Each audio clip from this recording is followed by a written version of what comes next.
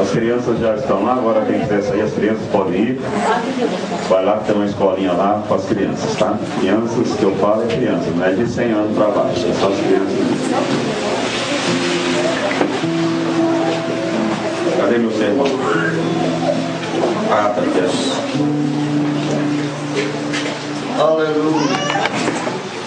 As crianças saíram, agora estarão lá e você fica aqui. Amém.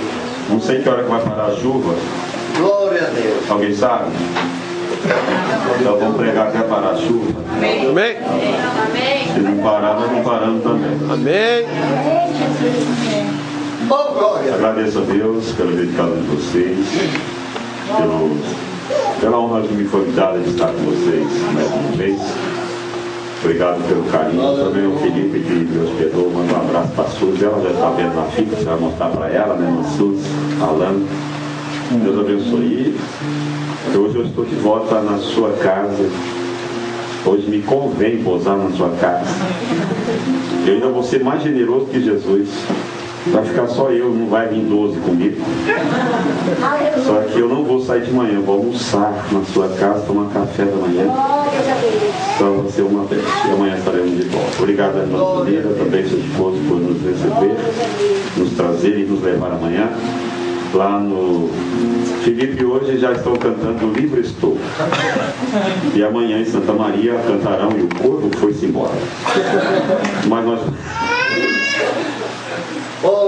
Bom rever alguns irmãos e conhecer outros que estão participando e estão aqui efetivos na Igreja Assembleia de Deus de Alagoas. Conhecer o seu genro aí, prazer, Deus te abençoe.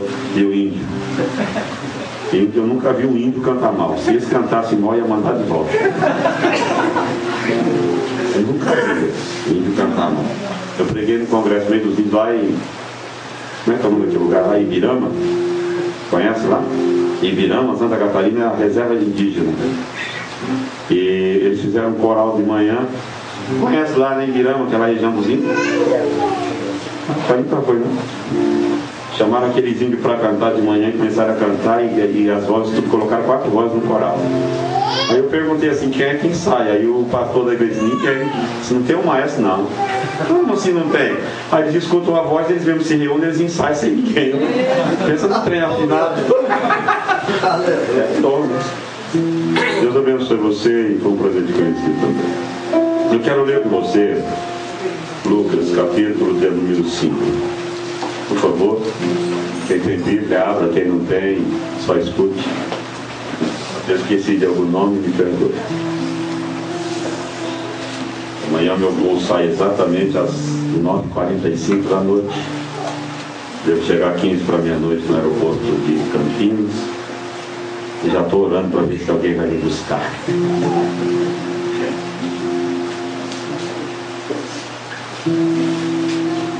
Lucas capítulo 5, pode sentar, queridos. Pode sentar para nós irmos sentar. Fique à vontade aí, não se preocupe. Diz assim, tem que pegar isso aqui porque senão não falo nada. Depois quem quiser o sermonário eu dou, o meu sermão está aqui. E aconteceu que, apertando a multidão para ouvir a palavra de Deus, estava ele junto ao lago de Genezaré. E viu estar 2 barcos juntos à praia do lago. E os pescadores, havendo descido deles, estavam lavando as redes. E entrando num dos barcos, que era o de Simão, pediu-lhe que o afastasse um pouco da terra. E assentando-se, ensinava do barco a multidão. E quando acabou de falar, disse a Simão: faze-te ou volta-te ou lança-te ao mar alto, e lançai as vossas redes para pescar. E respondendo Simão, disse-lhe: mestre, havendo trabalhado toda a noite, nada apanhamos, mas sobre a tua palavra lançarei a rede. Glória. Se você ler Marcos capítulo 1, versículo 19, que é o texto paralelo dessa passagem, você vai ver que tinha outro barco junto, então havia 2 serviços sendo realizados. Enquanto que um lavava as redes, o outro barco consertava as redes. É mais ou menos baseado por aí que nós vamos conversar. É claro que, conhecendo a história e olhando pelo aspecto de chamada e de escolha, tem coisas na Bíblia que é para chocar a gente. Primeiro que a escolha, ela é segundo o conceito divino e não segundo a lógica humana. Pela lógica humana, nenhum de nós que estamos aqui poderíamos servir para fazer o que estamos fazendo. Pela lógica humana, pelo RH dos 12 discípulos, somente Mateus servia porque era o único formado em uma faculdade de administração, a ponto de trabalhar na fronteira como um federal da época para colher imposto e fazer a revisão. Os outros demais, pescadores. Mas Jesus, ele começa o seu ministério chamando pessoas. E é sobre isso, sobre chamando, sobre escolha que nós vamos conversar. E se você ainda não sabe o que é escolha é chamar e depois que chama, escolhe. Então, quantos são chamados? Todos. Quantos são escolhidos? Alguns. E por que a diferença de chamado e de escolha? Porque chamado é o chamado à salvação. A escolha é chamado à parte para o ministério.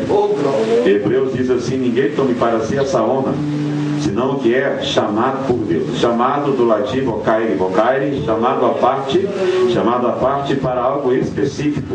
E esse algo específico é que só você poderá realizar e mais ninguém.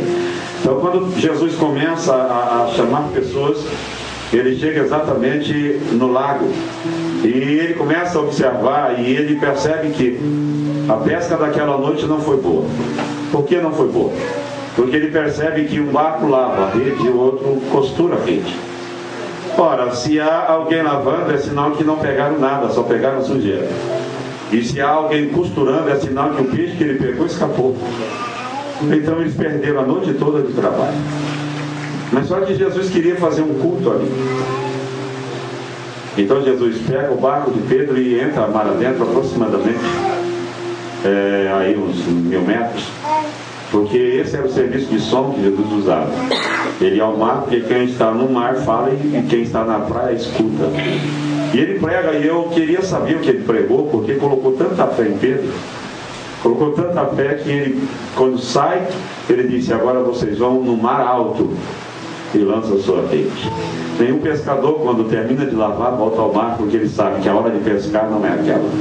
A hora de pescar passou-se. Então ele tem que esperar o outro dia.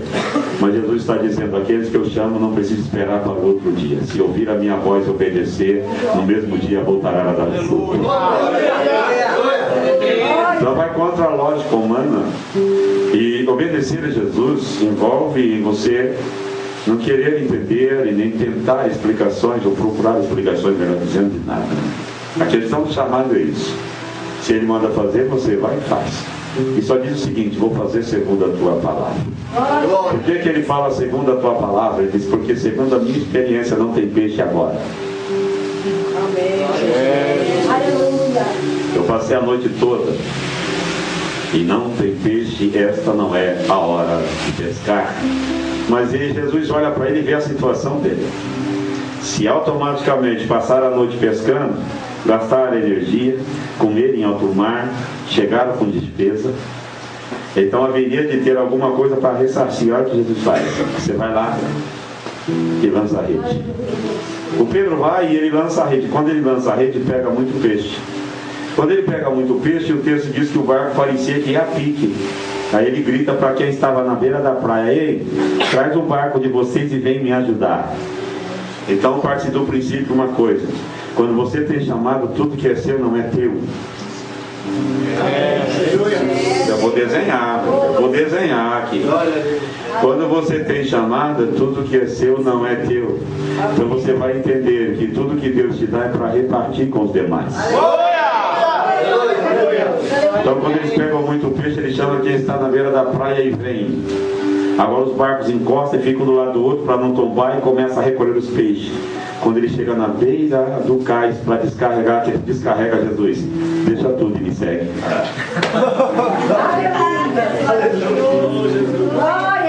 O camarada nunca tinha pescado tanto. Foi a maior pesca da história. Mas por que Jesus faz isso? Cristo estava dizendo: eu não quero que você venha até mim por causa das suas necessidades. Aleluia. Não quero que a sua necessidade material te empurre para mim. Aleluia. Então Jesus está dizendo o seguinte: eu te encontrei falido, Pedrão, e te enriqueci num dia, e te chamei, te escolhi para você entender que se eu quiser, eu prospero a sua vida em um dia. Então o Pedro deixa tudo e automaticamente os discípulos também deixam. E deixa o peixe lá, deixa o barco lá, e Pedro não era pobre, Pedro era rico.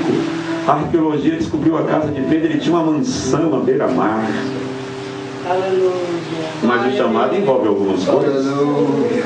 E o Pedro começa a andar com Cristo e ele percebe que andar com Cristo não era como pescar. Porque a pesca, você pega o peixe é teu, você põe o preço do peixe, vende e pega o dinheiro. Andar com Cristo, você não pesca, você não trabalha, você não produz, e tem que esperar a vontade dele para, se não tiver comida, alguém tem que ter. É dependência total. Glória a Deus. Chega uma altura do chamado que o Pedro fica questionando, porque havia uma murmuração dizendo: depois que vocês começaram a servir Jesus, ficaram tudo quebrado. Não está pagando IPTU, não está pagando IPVA, não está pagando taxa de luz. E a murmuração espalhou. Aí Jesus percebe, e aí alguns diziam assim: também, olha com quem ele anda. Nenhum mestre paga nada. Jesus não pagava imposto. Então aquilo chega a ter ouvido de Jesus. Jesus aproveita a oportunidade e pergunta: me diga uma coisa, porventura é lícito, é necessário que o filho do reino pague imposto? E não deixou eles responder, porque Jesus era filho de Davi. Olha, e sobre toda a família de Davi havia um decreto que toda a descendência de Davi ficaria livre de imposto, porque derrubou o gigante Golias. Se ele é descendente, ele não paga. Ele diz: mas para que ninguém se escandalize em mim, Pedro, eu sei que tu está preocupado, você volta para o mar e pega o primeiro peixe, põe a mão na boca dele que tem 2 moedas, você paga toda a sua dívida e paga a minha também. Aleluia! Mas por que o peixe tinha 2 moedas? Vocês nunca pararam para pensar? Os judeus tinham um culto quinzenal. Esse culto quinzenal, quando eles não estavam na sinagoga, estavam no mar. E na hora da oferta eles lançavam as moedas no mar. Glória a Deus. Porque a ideia dele é o seguinte: eu não posso estar no culto, mas agora é a hora do culto. O que eu tenho não é meu, não posso ficar comigo, eu vou lançar no mar. Então por ocasião aquele peixe vai e pega. Eu quero entender que aquelas moedas eram de Pedro, porque Salomão escreveu sabiamente: lança o teu pão sobre as águas, depois de muitos dias o achará.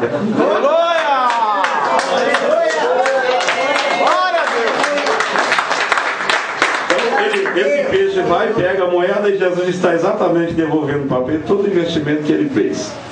Aí Jesus disse assim: só pega o primeiro, tá? Não se anima não.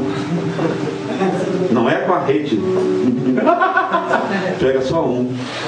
Tira a moeda dele e joga ele de volta e traga o dinheiro para cá. Ele gostou da ideia, ele ficou animado. Ele disse: agora eu sei que o meu mestre tem tesouro no mar escondido.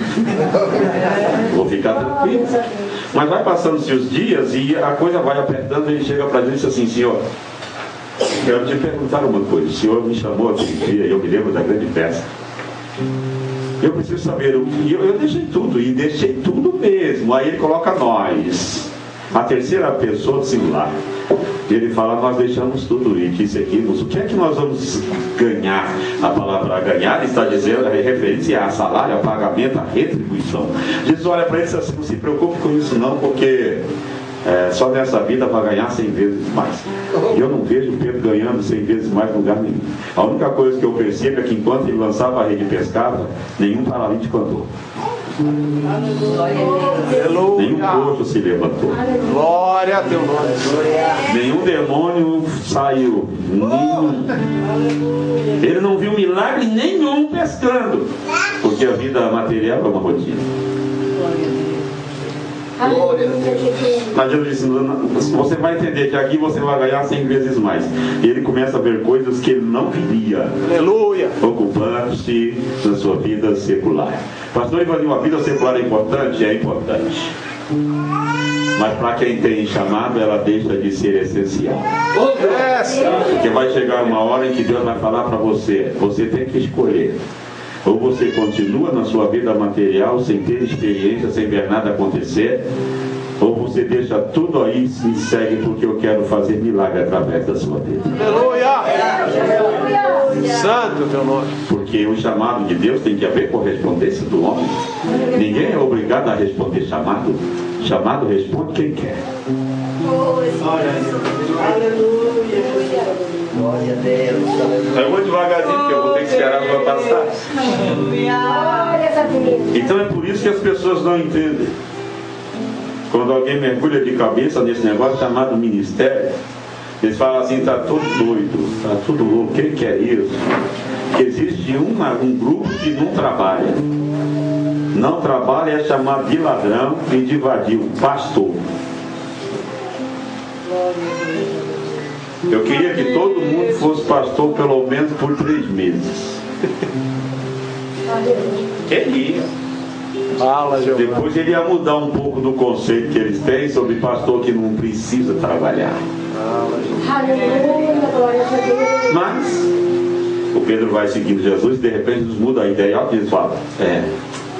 Eles estavam tão empolgados, rapaz, ali 3 anos acompanhando o mestre. Jesus manda eles ir de 2 em 2, eles vão, expulsa demônios, ressuscita a morte. Ele chega empolgado e diz, mestre, pelo teu nome até os demônios nos submetem. Empolgado, ele diz, calma, não se anima por causa disso, antes alegrai-vos, porque o vosso nome está escrito no livro. Ele estava dizendo o seguinte, vai haver dia que ninguém vai ressuscitar. Vai haver dia que nenhum demônio vai ser expulso. Vai haver dia que ninguém vai querer lhe ouvir. Mas você tem que entender que o teu chamado não pode ser baseado nos sinais. O teu chamado tem que ser baseado na fé que você é salvo. Não se anima por causa disso. Isso não deve ser o motivo da sua alegria. O motivo da sua alegria é que o teu nome está escrito no livro da vida. E aí Jesus chega e diz assim, eu quero falar uma coisa para você. Está chegando a hora e eu preciso partir. Eu tenho que ir embora. Porque o Filho do Homem vai deixar essa terra. O Pedro chega influenciado e não endemoniado. E o Satanás vem, assopra no ouvido de Pedro e diz assim, Pedro, fala para ele não ir. Diga para ele mandar outro, e tem outro. Aí o Pedro chega com compaixão e com pena de Jesus, mestre, não precisa fazer isso. Deixa que outro vá em seu lugar. Jesus olha para o Satanás e diz assim, para trás de mim, Satanás. Você não conhece as coisas de Deus. Se fosse nos dias de hoje, nós dizíamos assim, para trás de mim, Pedro. Mas Jesus disse assim, Pedro, o problema não é você, o problema é quem está te inspirando. Se fosse nos dias de hoje, a gente já disciplinava o Pedro e mandava o Pedro embora. Correríamos um sério risco de mandar o Pedro ficar com o Satanás dele dentro da igreja. Jesus disse, não, eu mando o Satanás e fico com o Pedro, porque lá na frente o Pedro vai dar bom. Essa questão de chamada é tão complexa e às vezes até confusa. Você lembra do Geazi? Eu já volto depois do Pedro de novo. Lembra do Geazi? O Geazi era o discípulo de Elias. Depois passou para ser de Eliseu. Conhecido demais. Um dia o Geazi pisou na bola. Ele quis ficar com um presente do rei, do general leproso.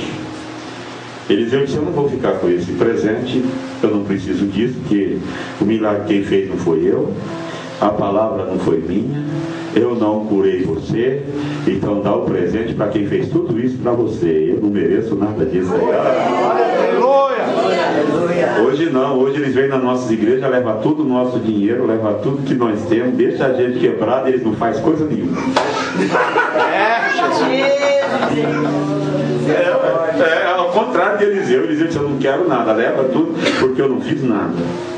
Mas o Geazi, rapaz, é aquele tipo de ovelha iniciante que ele veio achando que vai dar dinheiro, o negócio vai ficar bom, vai crescer, eu vou estar montado. Mas como não tinha dinheiro, disse assim, eu vou atrás, chegou lá e disse assim, o meu senhor se arrependeu e mandou levar o presente. Na mão se leva. Quando ele pega o dinheiro, que chega perto de Eliseu, Eliseu diz assim, tu foi, né? Tu pegou. Ele pega o dinheiro e esconde. Aí Eliseu disse, pois é, a lepra de Naamã estava ligada à sua riqueza e ao seu orgulho. Então, como você pega a riqueza de Naamã, você pega a lepra dele também. Agora, Geazi está com a lepra de... Ora, se ele é leproso, Deus é bom. Diga comigo, Deus é bom. Deus é bom. Tinha 3 leprosos do lado de fora da cidade. E Deus sempre procurou mandar de 2 em 2. Então se fosse 1, 2, ia sobrar 1. Então 4 dava 2 partes. Agora Geazi passa para o lado de fora da cidade. Aí Eliseu arruma outro rapaz. Esse rapaz era cego, duvidava de tudo. E uma certa manhã, esse moço dele levanta, Senhor, eu vou morrer. Eliseu disse, eu saudade de Geazi. Geazi não era desesperado, Geazi era tão amigo, e o Geazi está leproso, mas Deus olha lá de cima e disse, eu vou curar Geazi de novo. Providencia que ele decide cometer suicídio, e vai 4 leprosos. Geazi era o 4º leproso. E quando ele chega lá na aldeia dos sírios, que ele vê aquele monte de roupa, aquele monte de comida, Deus deu a segunda oportunidade para ele fazer a mesma coisa que ele fez na primeira vez. Deus disse, na primeira vez, Geazi, você pegou a riqueza de Naamã. Eu vou colocar você de novo perto da riqueza para ver se você quer ser curado ou quer continuar pegando dinheiro. Aleluia. Quando ele olha aquilo tudo, ele disse, todo mundo se vestindo, ele disse, espera um pouco, olha só, hoje é dia de boas novas. E nós não podemos nos calar. Quando ele fala assim, Deus cura ele na hora. Ele disse, eu vou restaurar você de novo, porque eu tenho ministério na sua vida. O que acontece quando Deus escolhe é o seguinte, você cai uma vez, Deus deixa você chegar perto da tentação na segunda. Então se você resistir a segunda vez, você vai entrar de volta no palácio e vai conversar com Deus.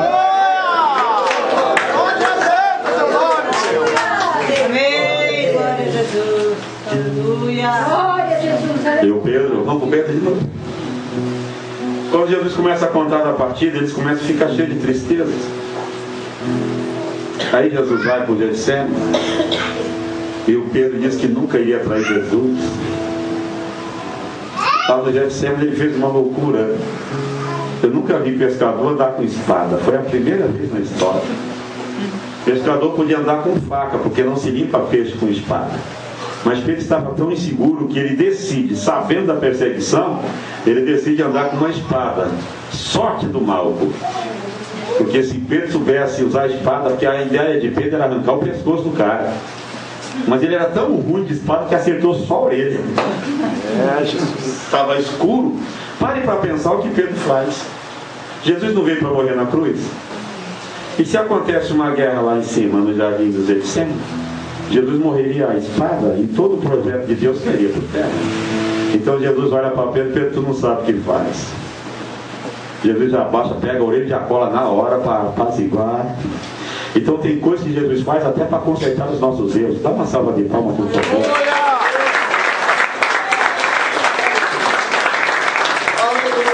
E o Pedrão, ele faz uma promessa que todos nós fazemos. Quantos aqui nunca disseram, Senhor, eu nunca vou te negar? Eu nunca. Senhor, eu vou ser fiel. E manda chuva aí, Jesus. Vou ser fiel. Pedrão, na Santa Ceia. Jesus disse, hoje à noite um de vocês vão me trair. Vai. Pedro levanta e diga assim, eu não, Senhor. Comigo o Senhor pode contar até na hora da morte. E Jesus não queria dizer que era um Pedro. mais. Jesus não queria dizer para Pedro que ele ia fazer, mas o Pedro, aquele tipo de crente curioso, Senhor, é ainda que todos eles te neguem, eu nunca. Jesus vai dizer assim: olha aqui, Pedrão, eu vou te dizer hoje ainda, antes que o galo cante, você vai me negar 3 vezes. E Pedro disse: eu não. Aí a traição que Jesus estava falando era outra. Aí o João encosta o ouvido no peito de Jesus e diz assim: mestre, fala só para mim quem é que vai te trair hoje. Aí ele disse assim: eu não vou te contar não, mas eu vou lançar uma parábola. Aquele a quem eu der o bocado molhado é esse que vai me trair, tá bom? Bocado molhado, refeição de honra. Só se molha o bocado no vinagre e coloca na boca de alguém, a pessoa que mais se honra numa reunião. Então Jesus estava dizendo o seguinte: aquele que tem chamada, mesmo sabendo que está sendo traído, não guarda mágoa no coração. Aleluia! Ele estava dizendo para João: João, eu estou sendo traído, mas eu vou honrar quem me trai. E eu quero que vocês entendam essa verdade: quem eu chamo não pode ter raiz de amargura, não pode ter rancor, não pode ser portador de mágoa nem de ressentimento. Ele tem que saber que tem gente lhe traindo, mas ele não pode pisar, não pode machucar. Ele tem que sempre dar honra e vai honrar.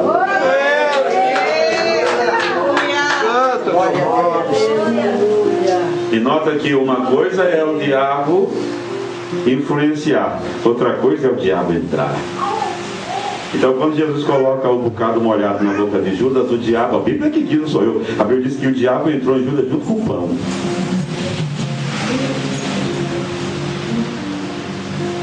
Naquela noite em que Jesus é preso, Aleluia.